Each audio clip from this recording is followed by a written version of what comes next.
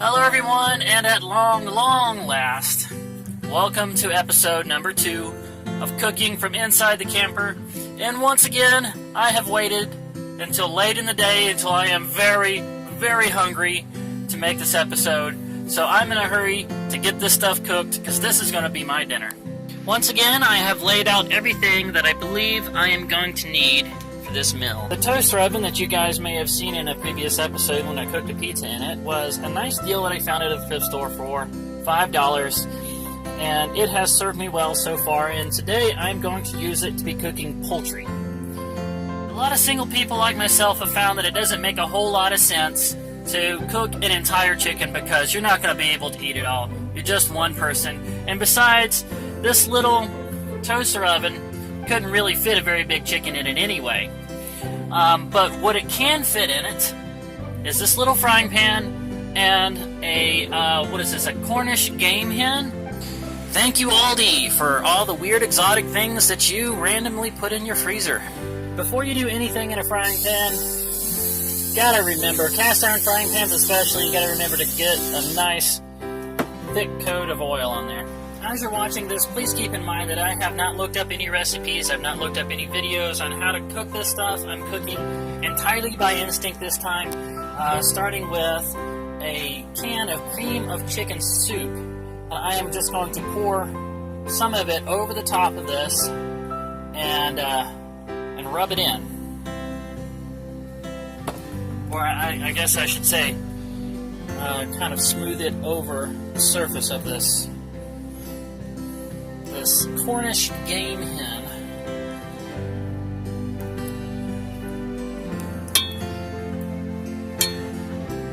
That seems like a good idea. A flavorful thing to do.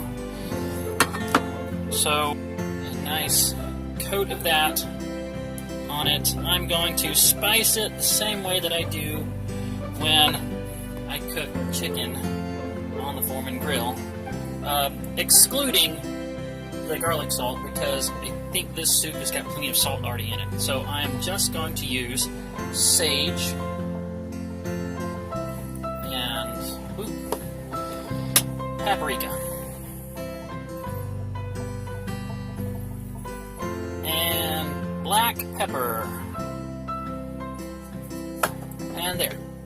Mix in these spices a little bit, just mix them down into it just a little. Yeah. Okay, that's it. That's all I'm gonna do.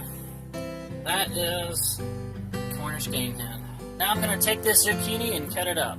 Lay it out on this cookie sheet and give it a healthy coating of Old Bay fish spice.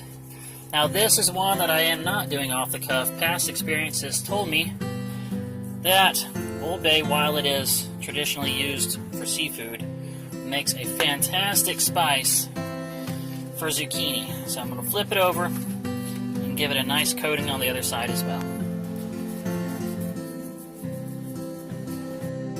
Now I'm going to take this zucchini and wedge it in around the outsides of the Cornish Game Hen. Now that looks really nice now, doesn't it? Now I'm going to take some regular old baby carrots and just line them up along the top of this for a little more sweetness and color. Okay, it's about ready to go in the oven. Almost looks like I knew what I was doing. Thinking about it now, I didn't add any water or anything to the bottom of this before I got started, so in order to keep it from drying out or burning before it's cooked all the way through, I'm going to add a layer of aluminum foil across the top to lock in the juices and make sure it stays nice and moist. Toaster oven has been preheated to 350 degrees. The elements are nice and toasty hot. Let's go ahead and put her on in there. I really have no idea how long this is going to take. My instincts are telling me wait 30 minutes and then check it. So we're going to do that. While that is cooking, I'm going to go ahead and start on something else that I will not be cooking off the cuff. I'm going to be making something that I am an old hand at making, and I think I'm quite good at it. That is macaroni and cheese. And we're we're going to be using whole wheat noodles this time, and not just because it's more healthy, and it is, but because I actually like the taste of whole wheat stuff. I think it has more texture, and it's more filling, and it just plain tastes better. If you don't think you're going to like whole wheat stuff in your adult age, give it a try. You just might. You know, your taste does change.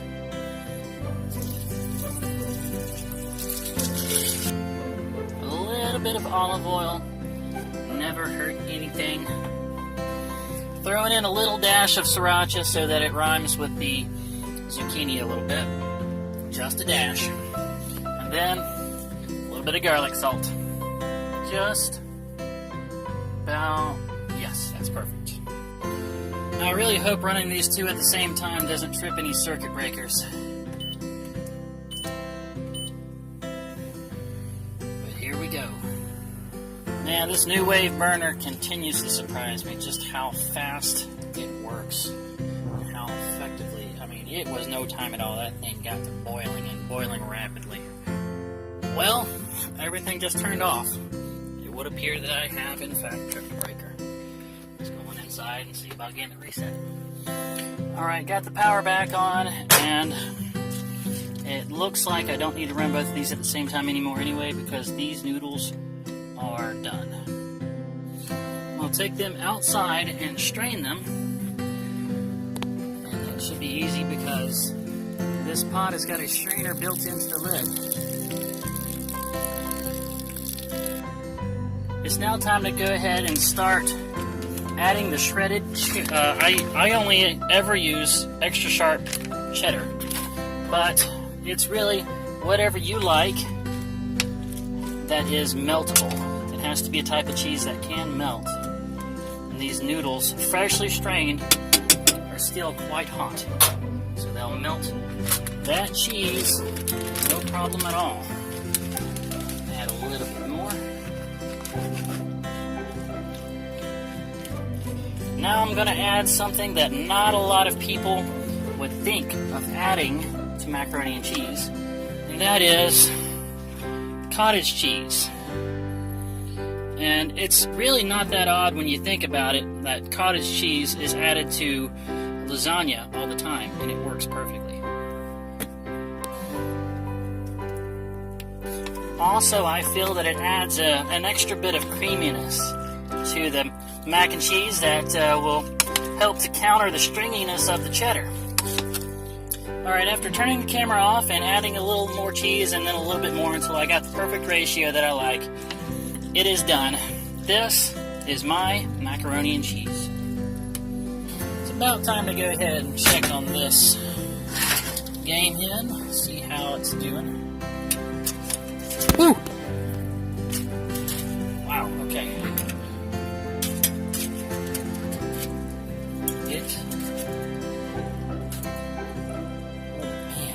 Look at them juices. Okay, it looks like it is coming along nicely. Looking at all the juices that were in the bottom. I really have no need to worry about it burning. And I would like a nice crispy outside layer. So with the foil off of it, that will give it a chance to get a nice crispy brown outside layer. So I'm going to leave it open like this for the next while. Alright, it's been a while. Let us see what we've got now. Oh my goodness, look at that nice brown coating. That is just what I wanted. And it looks like it's nice and tender all the way deep down. I would say that is done. That is definitely done. Oh yeah.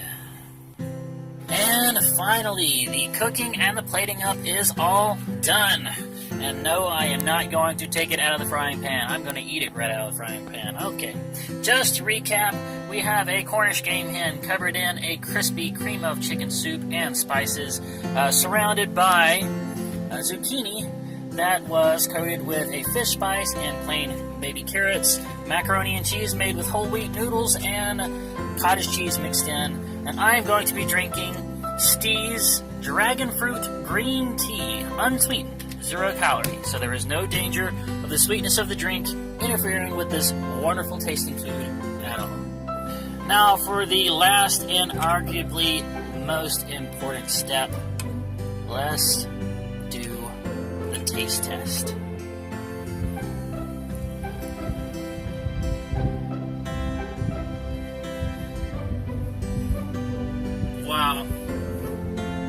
Wow. I do not mean to brag, but my instincts when it comes to cooking are pretty good. They are pretty darn good. That is delicious. That is really, really good. Okay. Now, I don't really need to do this, but I'm going to do it anyway. The mac and cheese. Awesome.